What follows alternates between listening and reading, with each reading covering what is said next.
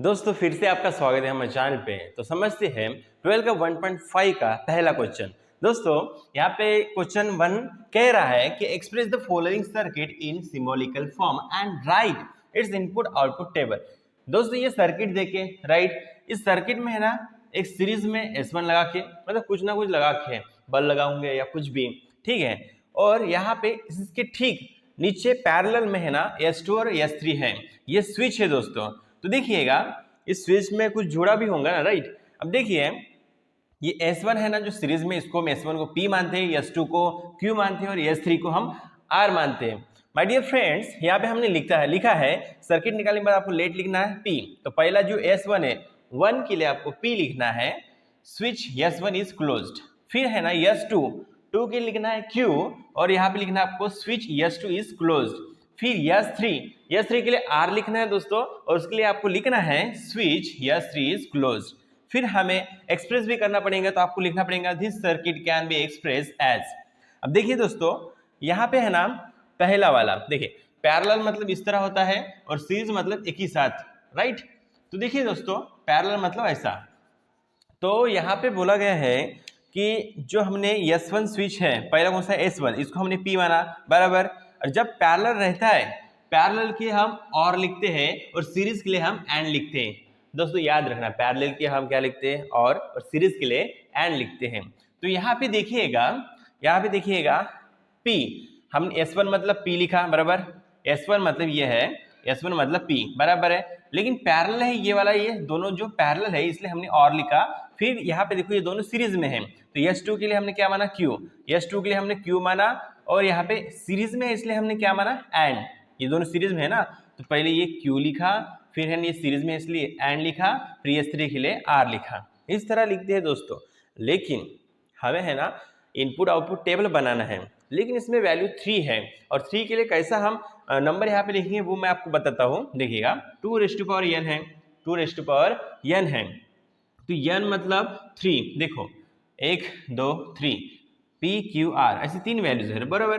तो 2 के ऊपर n मतलब होता है 3 और 2 को 3 बार मल्टीप्लाई करो तो 8 आता है। मतलब हमारे जो यहाँ पे हम लिखेंगे ना इनपुट 1010 वो किस तरह लिखते हैं आपको बताता हूँ। यहाँ पे 3 वैल्यू आई 1 2 3, तो देखिएगा इसके लिए ना 8 वैल्यूज लेंगे। कितनी वैल्यू लेंगे 8, क्योंकि यहाँ पे 8 लिखा है। तो देखिए दोस्तों 1 1 1 1 0 0 0 0, फिर 2 बार 1 2 बार 0 0, 2 बार 1 2 बार 0 0, इस तरह लिखते दोस्तों। ये 4 4 8 हुए, ये भी 8 हुए, राइट।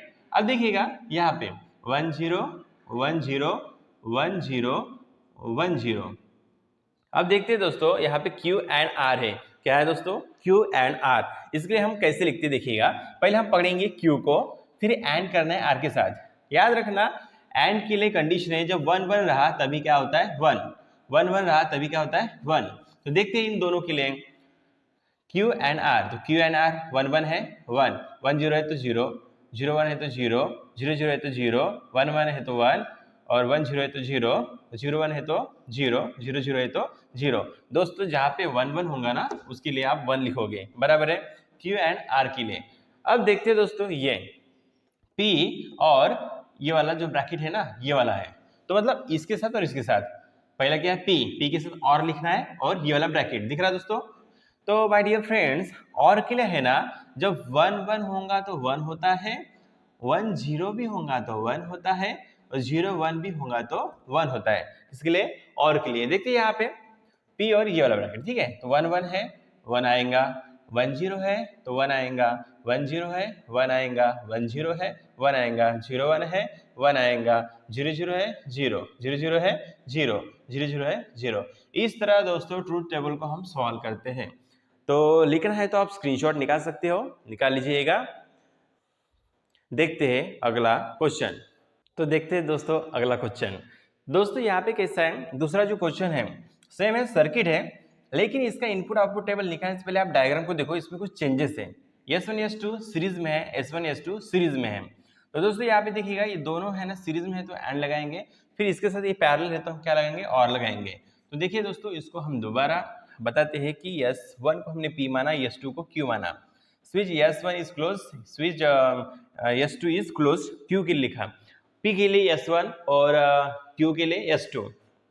फिर हमने क्या किया, this circuit can be express as, देखिए दोस्तों हमने क्या किया, यहाँ पे देखो डैश है, S1 को क्या है डैश, S1 मतलब क्या है, S1 मतलब P है, तो हमने P तो लिखा, लेकिन यहाँ पे डैश है करके हमने नेगेशन दिया।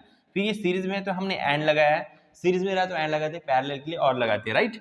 अब फिर देखिए S2 के लिए Q लिखा, फिर ये पैरेलल है, इसके साथ ये पैरेलल है तो हमने क्या लगाया, और लगाया, इन ब्रैकेट पहला S1 मतलब P, फिर सीरीज में इसलिए एंड बीच में, फिर यहाँ पे S2 डैश इसलिए नेगेशन Q, डैश के लिए हम नेगेशन लगाए हैं। अब देखिए दोस्तों मेन इंपॉर्टेंट बात यहाँ पे है ना, 2n है, n कितने कितने हैं वैल्यूज यहाँ पे, स्टेटमेंट मतलब स्विच P और Q मतलब S1 S2 है, इसलिए हमने 2 लिखा, 2 का स्क्वायर 4 यहाँ पे नंबर आनी चाहिए, 2 बार 1 2 बार 0, फिर Q के लिए 1 0 1 0, याद रखना दोस्तों।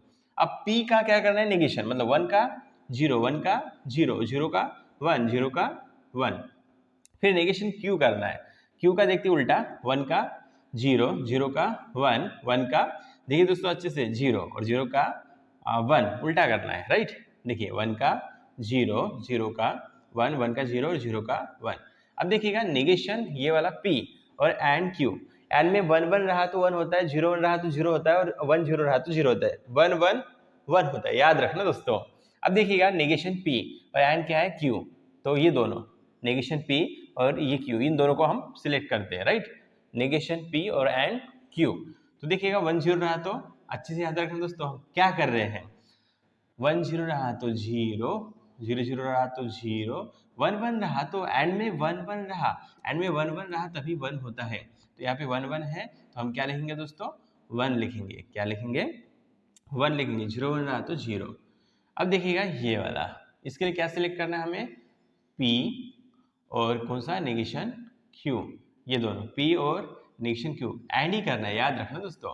1 0 रहा तो देखिए दोनों के लिए 1 0 रहा तो 0, 1 1 रहा तो 1, 0 0 रहा तो 0, 0 1 रहा तो 0, इस तरह दोस्तों, राइट। अब देखिए ये bracket negation bracket P and Q कौन सा है, पहला, फिर और करना है दोस्तों, क्या करना है हमें, और फिर देखिएगा दूसरा bracket P and negation Q, ये वाला है, इन दोनों में करना है, लेकिन और रहा, और में कैसा है दोस्तों, 1 1 रहा तो 1 होता है, 1 0 रहा भी तो 1 होता है, 0 1 भी रहा तो 1 होता है, और 0 0 रहा तो 0 होता है, इतना याद रखिए दोस्तों। और में 1 1 रहा तो 1, 0 1 रहा तो अभी भी 1, 1 0 रहा तो अभी भी 1, लेकिन 0 0 रहा तो 0।